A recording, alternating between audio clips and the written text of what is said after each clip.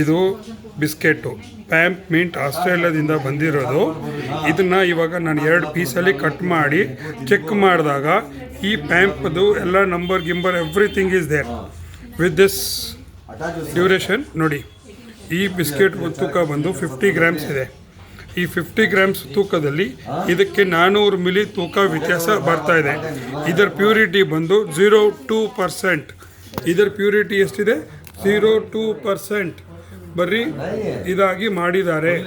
ಇದು ನೋಡಿ ಎಷ್ಟು ಚೆಂದಾಗಿ ಮಾಡಿಫೈ ಮಾಡಿ ಕ್ಲೀನಾಗಿ ಸೀಲ್ ಮಾಡಿದ್ದಾರೆ. ನೋಡಿ, ಇಲ್ಲಿ ಕಟ್ ಮಾಡಿದಾಗ ಒಳಗಡೆ ಇದಿದೆ.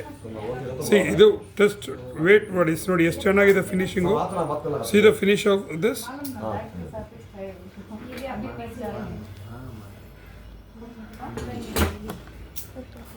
ಇದು 0.2% ಮಾತ್ರ ಬರ್ತಾ ಇದೆ. ಇದು ನೋಡಿ, ಇದು ಪ್ಯಾಂಪು, ಬ್ಲೂ ಕಲರ್ ಪ್ಯಾಂಪು.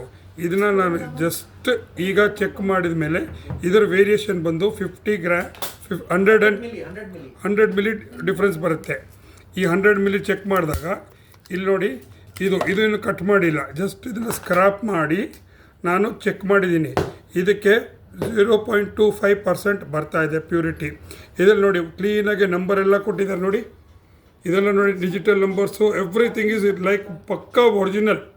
ಇದರಲ್ಲಿ ಏನು ₹1 ವ್ಯತ್ಯಾಸ ನಿಮಗೆ ಡೌಟ್ ಬರಲ್ಲ. ₹1 ನಿಮಗೆ ಡೌಟ್ ಬರಲ್ಲ.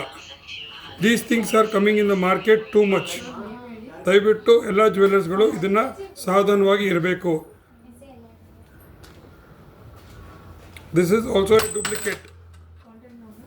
This is also a pakka duplicate 0.25% purity.